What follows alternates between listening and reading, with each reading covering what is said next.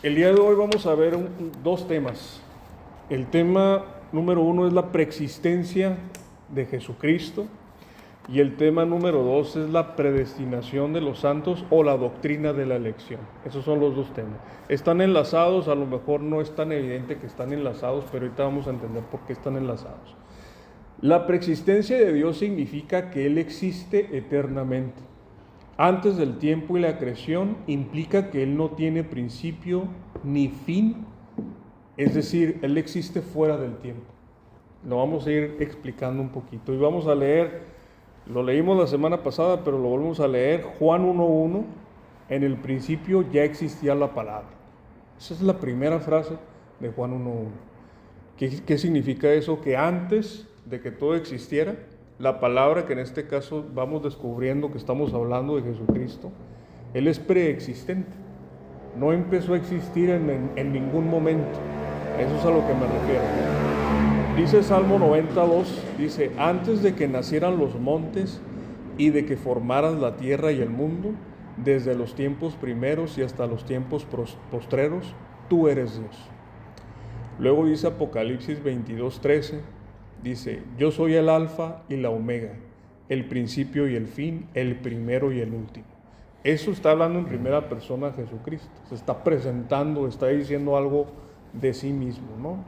Se podría decir como ejemplo que Jesús habita eternamente, o Dios habita eternamente, como ejemplo, ¿no? En un día que nunca empezó y que nunca va a terminar, si te lo quieres imaginar así, ¿verdad? La evidencia que vemos nosotros, tanto científica como empírica, es que el tiempo tuvo un inicio. Es decir, fue creado el tiempo. En un momento en la historia pasada el tiempo empezó a existir. Y en última instancia eso depende de Dios. El tiempo depende de Dios. La continuidad del tiempo depende de que Dios lo sostenga. ¿Okay? Por lo tanto, Dios en este caso es trascendente, que trasciende, que sobrepasa el tiempo, abarca antes de y después de. Eso significa que es trascendente, que abarca más allá de. Eso es un atributo de Dios, la trascendencia de Dios. Él es independiente tanto del tiempo como del espacio, como de la materia, como de todo lo que hay. No es dependiente de eso, al contrario, todo eso es dependiente de Dios. Okay. Dicho de otra forma, Dios es el único ser necesario en el universo. Todo lo demás es creado y tiene un origen, un inicio que solo puede venir de un ser todopoderoso, eterno, sabio, inteligente y nunca cambiante. Y ahorita vamos a ver algunos ejemplos de argumentación lógica, pero que han sido generalmente aceptados, que tratan de ver de diferentes perspectivas la necesidad de que exista un origen. Es decir, Dios no tiene un origen, Él es nada más, Él es. Y derivado de Él está todo lo demás depende, es consecuencia de Dios, no, y Dios no tiene algo que lo preceda, o nadie que lo preceda. Sí. Les voy a poner 4 evidencias generalmente aceptadas que habla de estas verdades, ¿no? La primera evidencia es que se llama el orden del universo. Vemos la armonía y propósito del cosmos apuntan a un diseño inteligente. A este se le ha llamado el argumento teológico, que refuta la idea de un universo sin causa. La inteligencia, el orden del universo, apunta a una inteligencia, al creador de todas las cosas, ¿no? Otro argumento, nada más vamos a ver 4, es las verdades absolutas. Existen verdades inmutables como las matemáticas, los principios lógicos, que implican un fundamento eterno que este fundamento es Dios. Y si las verdades existen, Dios debe existir como su fuente. Sobre todo cosas abstractas como las matemáticas. No hay algo que preceda a las matemáticas, porque solamente se toman, de hecho las matemáticas se prueban por evidencia lógica y no por una evidencia sustancial. ¿Me explico? Es de ese tipo de conceptos que solamente pueden venir de una mente como la de Dios, ¿verdad? El otro ejemplo es el anhelo humano. El corazón humano busca el bien supremo y eterno. Este anhelo apunta a un Dios trascendente. Nosotros queremos trascender, queremos que nuestra huella quede plasmada en esta tierra, y eso es un anhelo que lo heredamos de nuestra imagen y semejanza a Dios. Tenemos en nuestro corazón la sensación de que no debemos de morir. Por eso dice en Eclesiastés que Dios puso la eternidad en el corazón del hombre, aunque el hombre no alcance a entender la complejidad de eso o lo profundo de eso. No recuerdo cómo termina el versículo, ¿no? Y por último, les quiero hacer una referencia lógica. Este argumento se llama el argumento cosmológico. Hay muchos argumentos, ¿verdad?, para la existencia de Dios, pero el argumento cosmológico es algo que ha sido expuesto y de hecho no se puede refutar lógicamente, y por eso los que defienden la existencia de Dios lo usan muchísimo. De hecho se llama argumento cosmológico de Clam, que es un término árabe que significa discusión, y tiene 3 proposiciones. ¿Qué son proposiciones? Son verdades que tú vas hilando, vas construyendo lógicamente hasta llegar a una conclusión. Y la primera proposición verdadera es que todo lo que comienza a existir tiene una causa. Lo primero tiene que ser evidentemente verdad. Lo segundo es el universo comenzó a existir. O sea, apoyado por lo que ya sabemos, la teoría del Big Bang, la cosmología y todo lo que vemos, la teoría de la termodinámica, todo este tema, el universo comenzó a existir. El tercer argumento, que ya tiene que ver con Dios, es, por lo tanto, el universo tiene una causa, que debe ser un ser eterno, inmaterial, atemporal y personal. Por lo tanto, el universo, la causa del universo es Dios. Esa es una construcción lógica para llegar a la conclusión de que Dios existe. Y eso nada más te lo pongo, hay muchos como estos, pero te lo quise poner como ejemplo para sentar la base de lo que sigue. Ya estamos terminando el tema de la preexistencia de Dios, pero quiero hacer una transición hacia algo que tiene que ver con nosotros, ¿verdad? Porque no me gusta nada más hablar de temas abstractos sin relacionarlo con algo de nosotros. Las implicaciones de la preexistencia de Dios para nosotros es que Dios nos pensó antes de la fundación del mundo. Te voy a leer un versículo.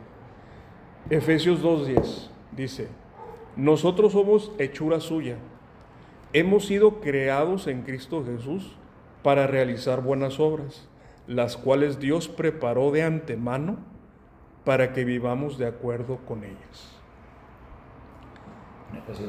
Efesios 2:10. Es decir, no somos casualidad. Y con esta introducción vamos a entrar al siguiente tema, que el siguiente tema es la enseñanza de la doctrina de la elección o la predestinación. Bueno, te lo explico rápidamente. La elección es un acto soberano de Dios en gracia, por el cual Él elige para salvación, por medio de Jesucristo, a todos aquellos que predestinó para una vida eterna. La elección fue hecha antes de la creación de todo. ¿Te lo imaginas? Antes de que Dios haya hecho los ángeles, los cielos, la tierra, las galaxias, todo, todos los planos y el diseño de todo lo que iba a suceder sucedió en la mente del Dios antes de que pasaran todas las cosas. Y en esa mente estábamos tú y estaba yo y estaban todas las personas que estamos viviendo o caminando con Dios para la vida eterna. Y probablemente se te surjan muchas preguntas de esta doctrina, ¿verdad? Es una doctrina que viene en la Biblia, se enseña constantemente en el cristianismo, pero como es difícil de explicar, muchos maestros no la tocan. Y voy a hacer un esfuerzo para que les quede claro, ¿ok? Con manzanitas y peritas. Con manzanitas y peritas, ¿ok? Vamos a leer primero Romanos 8, del 28 al 30, porque quiero que te quede claro que esta doctrina de la predestinación o la doctrina de la elección viene en las Escrituras. Romanos 8, del 28 al 30. Yo estoy leyendo Reina Valera contemporánea, por si quieren cambiar la versión o como ustedes gusten, ¿no? Voy a leer. Versículo 28. Esto no lo sabemos de memoria, pero lo siguiente a veces no le ponemos mucha atención. Dice: ahora bien, sabemos que Dios dispone todas las cosas para el bien de los que lo aman, es decir, de los que Él ha llamado de acuerdo a su propósito. Ahí ya vemos una clave. Él llamó y tiene un propósito. El propósito de Dios es hacer un llamado y que ese propósito se cumpla. Ahora, fíjate lo que sigue. Porque a los que antes conoció, también los predestinó, para que sean hechos conforme a la imagen de su Hijo, para que Él sea el primogénito entre muchos hermanos. ¿Un predestino qué es? Un predestino es cuando compras un boleto de avión. Tienes un destino, pero sabes que tu destino está determinado por donde elegiste viajar, ¿verdad? Entonces, Dios determinó tu destino. Aunque, te voy a adelantar un poquito, aunque sigues siendo agente moral responsable. Ahorita vamos a ver, hay una tensión entre los designios de Dios o lo que Dios determinó y nuestra voluntad. Hay una tensión ahí que ahorita vamos a tratar con el favor de Dios de aclarar. ¿Okay? Versículo 30. Y a los que predestinó, también los llamó. Y a los que llamó, también los justificó. Y a los que justificó, también los glorificó. Fíjate en los tiempos de los verbos. O sea, es un tiempo pasado.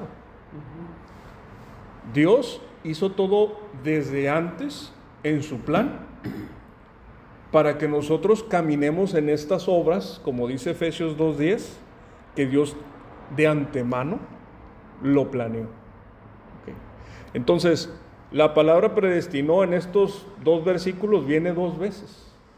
Es decir, afirmamos con esto, ahorita vamos a leer otro pasaje que lo afirma también, que la palabra existe y está relacionado con nuestro destino, como lo vemos ahorita en este contexto. ¿Okay? Ahora, vamos a tocar un punto que es el por qué tiene que Dios predestinar, ¿verdad? Porque eso es algo importante de tocar, porque dices, bueno, ¿por qué Dios me tiene que predestinar? Ahorita lo vas a entender, con el favor de Dios, ¿no? La capacidad del ser humano de elegir y comprometerse moralmente de manera permanente a Dios fue anulada por Adán y Eva. No tenemos esa capacidad. El hombre perdió su capacidad de elegir el bien y quedarse ahí sin caer otra vez. Lo perdí.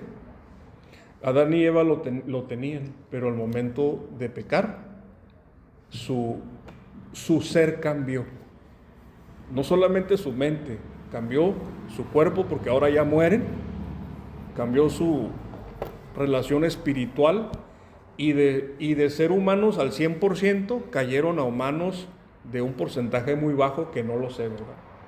Si lo vemos en términos de qué tanto usamos nuestro cerebro, a lo mejor nos podemos dar una idea de qué gloria caímos, ¿no? Que no me acuerdo qué es el 5%, pero corríjanme si estoy mal. ¿Qué usamos?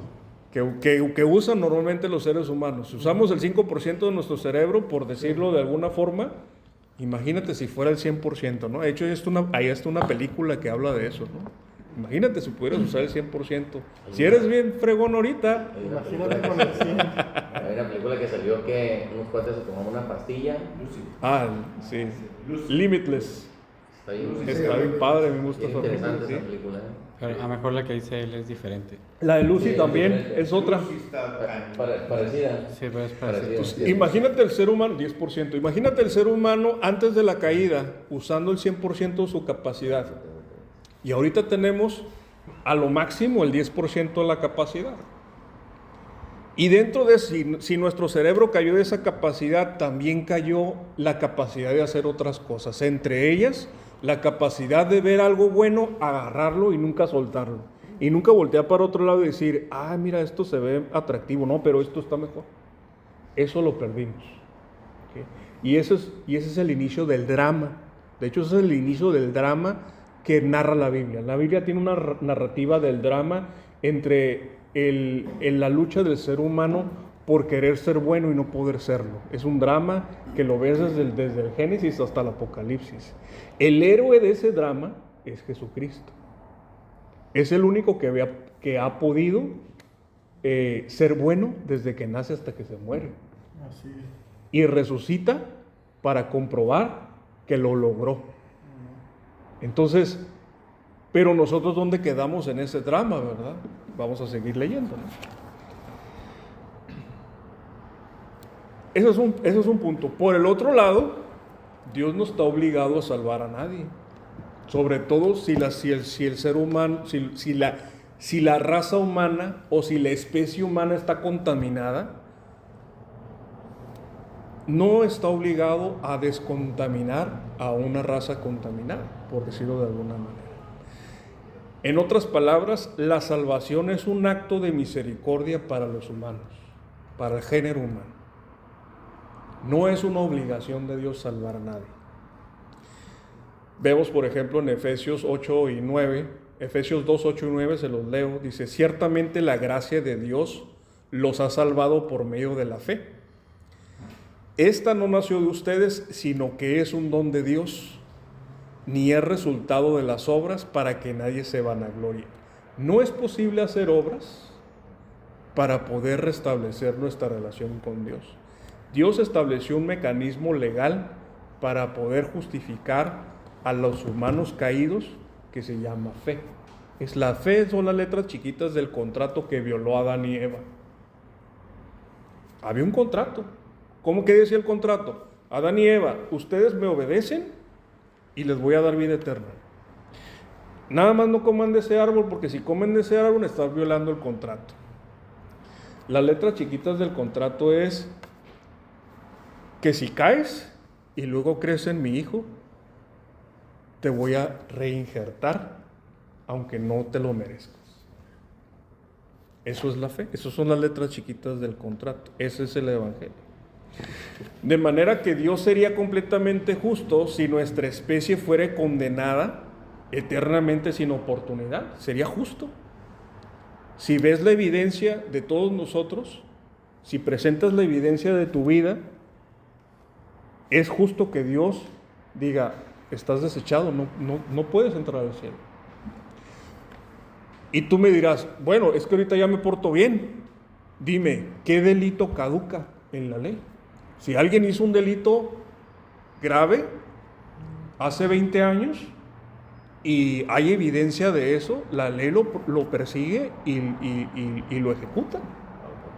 Los delitos de los seres humanos no caducan, como los delitos de la ley humana tampoco caducan, la mayoría, ¿verdad? Hay algunos que sí, pero si estás ofendiendo al Dios del cielo, al Rey de todo, es un delito cósmico nuestro pecado, que merece justicia. Eso es lo que merecemos nosotros. Similar a lo que le sucedió a los ángeles caídos con Satanás.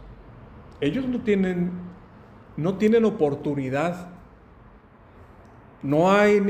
Para ellos no hubo letras pequeñas, porque ellos vieron la gloria de Dios en el tercer cielo. Porque ellos tenían más conocimiento que seres humanos, aunque no sabemos cuánto tiempo pasó desde que Dios hizo a Adán y Eva al momento de la caída, pero sí sabemos cuánto pasó desde que Dios hizo a Adán y Eva y tuvieron a su primer hijo. Fueron 150 años. Entonces, si hacemos un estimado, así adivinando, ponle que hayan estado mínimo unos 50 años en la presencia de Dios. Mínimo. Y si es más, pues peor tantito, ¿verdad? O sea, yo tengo en los años que tenga y tú tienes los años que tienes, y estar viendo y estar en comunión constante con Dios, y a pesar de eso, caer sería algo terrible, ¿no? De tal manera que a los ángeles caídos no les dio misericordia, pero nosotros tenemos, fíjate bien lo que tenemos, nosotros tenemos un indulto del Rey por medio de Jesucristo. La palabra indulto es muy importante, porque indulto quiere decir una gracia por la cual se anula la pena impuesta por un delito, o se conmuta por otra menor. Eso es un indulto. Otra descripción, otra definición de indulto es una medida de gracia mediante la cual el gobierno excluye de cumplir la pena, aunque no la sentencia ni los antecedentes de la persona, a un condenado por razones que sea. Pueden ser razones humanitarias, pueden ser razones de rehabilitación, pueden ser razones las que sean. Su uso ha sido en ocasiones controvertido por la trascendencia social de los delitos cometidos. O sea que un indulto no tiene que estar justificado. No, un indulto es la misericordia de un gobernante, de un rey. Cuando en Estados Unidos hay la pena de muerte, el presidente estadounidense tiene la capacidad de ejercer su indulto sobre algunas personas que están condenadas a muerte. Y eso es lo importante, que el indulto no te lo da cualquiera, tiene que ser con alguien con muchas facultades. Así es. Por medio de Jesucristo tenemos un indulto del Rey del Universo. De manera que nuestros pecados, aunque sean rojos como la grana o negros como el carbón, dice que Dios los hace blancos otra vez. Tenemos esa capacidad, y no solo eso, sino que nos ha predestinado y elegido para ser hijos adoptados. Fíjate lo que dice Efesios 1. Efesios 1. Seguimos hablando de la predestinación. Efesios 1, voy a leer del versículo 3 al versículo 6. Fíjate lo que dice: bendito sea el Dios y Padre de nuestro Señor Jesucristo, que en Cristo nos ha bendecido con toda bendición espiritual en los lugares celestiales. En Él, Dios nos escogió antes de la fundación del mundo para que en su presencia seamos santos e intachables por amor. Nos predestinó para que por medio de Jesucristo fuéramos adoptados como hijos suyos, según el beneplácito de su voluntad, para alabanza de la gloria de su gracia, con la cual nos hizo aceptos en el amado. Cuando Dios puso a Jesucristo como el campeón de la humanidad, Él fungió como nuestro representante nuevo ante Dios. Y todos los que se cuelgan de su falda, todos los que se agarran de su ropa, pueden tener ese indulto de Dios. Porque Dios te trata y te ve con ojos de hijo en ese momento. ¿Por qué? Porque te predestina para eso. Porque de antemano ordenó que así sea. Ahora, la palabra ordenar es una palabra muy interesante, la vamos a entender ahorita, porque es importante, ¿no? La voluntad de Dios en la teología tiene 3 niveles. Te voy a decir el máximo nivel, el nivel de los decretos, que es un nivel de órdenes que nada ni nadie pueden resistir. Dios dijo, hágase la luz, y se hizo la luz. Dios decretó que se hiciera el tiempo y se hizo el tiempo.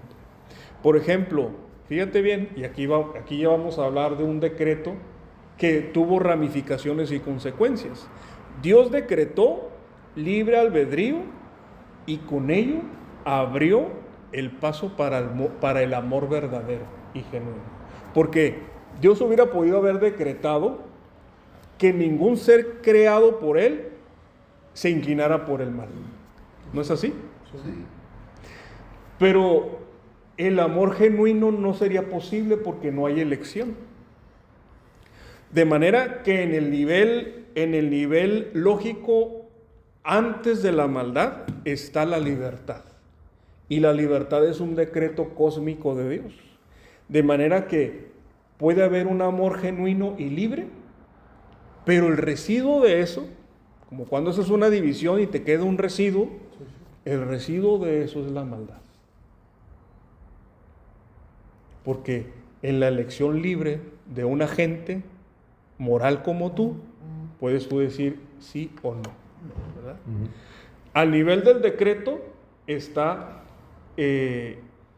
la libertad de elegir. Ahora, un nivel abajo de eso, de la voluntad de Dios, es el nivel de los preceptos. ¿Y los preceptos qué son? Las leyes de Dios. Eso es voluntad de Dios. Pero al ser una ley y nosotros ser agentes morales, como los ángeles también son agentes morales, podemos decir sí o no hago la ley, ¿verdad? ¿Puedo romper la ley o no romperla?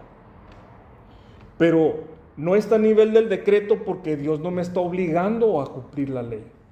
Dios me está exponiendo a la ley y diciendo, esto es lo que necesito que hagas. De manera que Dios ordena en su ley que elijamos el bien, pero podemos no hacerlo si queremos, porque somos agentes libres. ¿De acuerdo? El nivel más abajo, o el último nivel, si lo queremos ver así, es la disposición de Dios. La palabra disposición significa que es una expresión de lo que Dios le agrada o le gusta.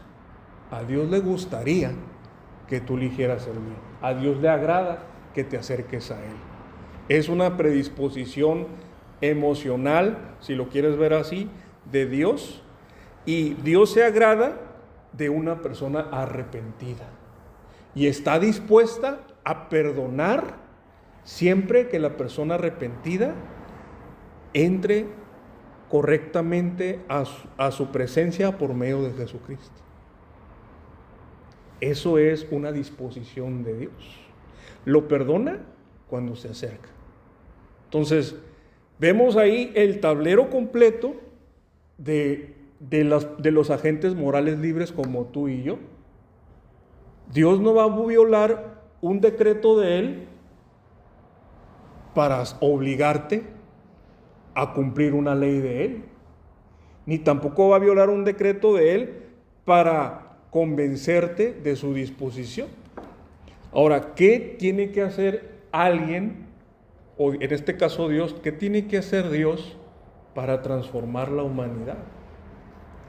Y sencillamente lo que tiene que hacer es un toque de vida, un soplo de vida nuevo, como tuvo que soplar al barro en el Génesis. Dios tiene que soplar otra vez aliento de vida para los elegidos. ¿Cómo hace eso? Lo hace a través de la exposición de la palabra de Dios a agentes morales libres como tú, apelando a su arrepentimiento y apelando a que volteen a su Creador para que por medio de eso puedan reconectarse con Él. Y que mientras eso está pasando, invisiblemente el Espíritu de Dios está soplando un aliento nuevo de vida a cada persona. Eso es. De manera que esa es la forma de que Dios elige. ¿Cuándo sopla? No sabemos. En mi caso tardé 30 años en que soplara.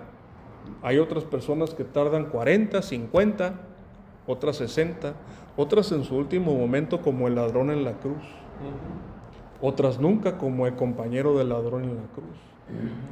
De manera que como vimos, el indulto es un meter la mano a una raza que está corrompida y con un puño sacaron una cantidad de personas de ahí para expresar su misericordia. Otras personas que hablan de la predestinación, porque no, a lo mejor no han visto todo esto junto, lo ven como algo injusto, porque dicen, no, ¿cómo Dios va a elegir a unos sí y a otros no? Pero la Biblia responde esto. Hay dos puntos de vista en el cristianismo sobre la predestinación o sobre la doctrina de la elección. El punto de vista que yo te estoy explicando ahorita es el punto de vista incondicional. Es decir, no tienes que tener una condición previa para que Dios te tome para sí. Ni empeñar nada. Y hay otro punto de vista que es el punto de vista condicional. ¿Qué significa eso? Para las personas que tienen ese punto de vista, dicen lo siguiente: yo no lo creo, pero te lo voy a explicar para que sepas los dos puntos de vista. ¿Okay? Por si una vez tienes algún comentario con algún hermano, no vamos a pelear, simplemente es otro punto de vista. El punto de vista de las personas que hablan de la elección condicional dice lo siguiente: como Dios sabe de antemano todo lo que va a pasar desde el inicio de la creación hasta el final, al ver toda esa película también sabe de antemano quiénes van a reaccionar al llamado que Él hace. Y como sabe de antemano quiénes van a reaccionar y quiénes van a aceptar la salvación, entonces es su forma de elegirlos. Ese es el argumento. Pero para mí ese argumento la misma Biblia lo desecha. ¿Sí? No está tan sólido en mi punto de vista, y te voy a explicar, y vamos a leer por qué, ¿verdad? Vamos a leer Romanos, ya con este pasaje yo creo que acabamos. Romanos capítulo 9. Vamos a leer un ejemplo de predestinación, y dentro de este ejemplo, el mismo maestro, que en este caso es Pablo, aquí tenemos maestros, ¿no?, de universidad, ¿no? Cuando tú explicas mucho o tienes una materia que siempre estás dando, ya sabes las preguntas que van a hacer los alumnos, ¿no es así? Tienes una idea, ¿no? Sí, más o menos sabes, ¿no? Sí. Los FAQ, ¿no? Justo lo que estaba pensando ahorita es eso. Es que en la explicación que estás dando, es, si Dios le da el libre albedrío al humano, donde realmente depende de la persona la decisión que va a tomar, es difícil creer que el mismo Dios sepa todo lo que va a pasar. O sea, yo creo que más bien hay como un espacio, hay un margen de flexibilidad que permite que ese libre albedrío del ser humano tenga un cierto espacio, ¿no? Pero es mi reflexión ahorita así como específica. Y tu reflexión es certerísima. De hecho, tu reflexión viene aquí en la Biblia. Y tu pregunta la anticipó de antemano el que escribió esto. Porque así como la estás diciendo, así la dice. Y la vamos a leer. Vamos a leer Romanos 9. Del 9 versículo 11 en adelante. El versículo 11 está hablando de dos hermanos que Dios eligió a uno de ellos antes de que naciera, y determinó el destino de uno y del otro antes de que naciera, antes de que hicieran cualquier cosa. Y con ese ejemplo empieza a desarrollar la idea de lo que estamos hablando de la elección, y llegamos al punto que comenta Alex en este mismo pasaje. Fíjate lo que dice. Dice: aunque sus hijos todavía no habían nacido ni habían hecho algo bueno o malo, y para confirmar que el propósito de Dios no está basado en las obras, sino en el que llama. Dios llama y se basa en su llamado para elegir, no en las obras de las personas. Se le dijo: el mayor servirá al menor. ¿Por qué? Porque normalmente el menor sirve al mayor, pero Dios eligió que el mayor sea siervo del menor en este caso. Como está escrito, a Jacob amé, pero Esaú aborrecí. Entonces, ¿qué diremos? ¿Que Dios es injusto? Aquí lo está diciendo la Biblia. De ninguna manera. Porque Dios dijo a Moisés, tendré misericordia del que yo tenga misericordia, y me compadeceré del que yo quiera. Así pues, no depende del hombre que quiera o se esfuerce, sino de que Dios tenga misericordia. Lo repito otra vez. Así que no depende de que el hombre quiera o se esfuerce, sino que Dios tenga misericordia. Porque la Escritura dice de Faraón, te he levantado precisamente para mostrar en ti mi poder y para que mi nombre sea anunciado por toda la tierra. De manera que Dios tiene misericordia de quien Él quiere tenerla y endurece a quien Él quiere endurecer. Entonces me dirás, ¿por qué Dios todavía nos echa la culpa? ¿Quién puede oponerse a su voluntad? Que es la pregunta que está diciendo Alejandro, ¿verdad? Pero tú, esto es ya el Espíritu Santo hablándonos, tú hombre, ¿quién eres para discutir con Dios? ¿Acaso el vaso de barro le dirá al que lo formó por qué lo hizo así? ¿Qué no tiene derecho el alfarero de hacer del mismo barro un vaso para honra y otro para deshonra? ¿Y qué si Dios, queriendo mostrar su ira y dar a conocer su poder, soportó con mucha paciencia los vasos de ira que estaban preparados para destrucción? ¿Y qué si para dar a conocer las riquezas de su gloria se las mostró a los vasos de misericordia que Él de antemano preparó para su gloria? Esos somos nosotros, a quien Dios llamó, no solo de entre los judíos, sino también de entre los no judíos. De manera que vemos aquí la argumentación termina en un decreto, en donde las personas estamos en el nivel de la disposición, en el nivel de cómo me hace sentir eso. Y Dios apela a que Él decretó. Y si Él decretó, Él decidió, y no hay argumento. Ahora, te quiero hacer una precisión. Nosotros no tenemos capacidad de saber quiénes son los electos y quiénes no. Eso es algo muy importante. ¿Sí? La única persona que tú puedes saber si es electa o no, eres tú mismo. Tú sabes, porque dice la Biblia que por medio del Espíritu te confirma si eres hijo de Dios o no. Pero yo no tengo capacidad de ver si tú eres electo o no. Puedo ver los frutos, como dice Jesús, por los frutos los conocerás. Puedo ver los frutos, puedo ver la evidencia, pero no conozco realmente tu corazón. No conozco la profundidad de tu alma como Dios. El único que la conoce realmente eres tú, y cegadamente o infantilmente, si lo quieres decir, si lo quieres ver de otra forma. De manera que si nosotros utilizamos esta enseñanza como algunos malamente la quieren destrozar, de decir, pues entonces no comparto, no predico, no le hablo a nadie del Evangelio, porque pues Dios ya predestinó todo. Aquí hay un tema más importante, que hay un decreto de Dios que dice que Él va a salvar a las personas por medio de la predicación y por medio de la oración de las personas.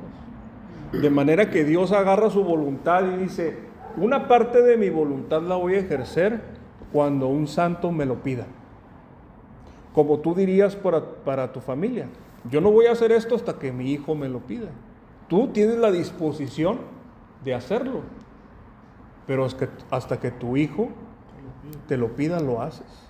De manera que esto a nosotros nos abre el panorama de decir, hey, tengo que seguir orando, Tengo que seguir compartiendo, tengo que seguir haciendo lo que Dios hace. ¿Por qué?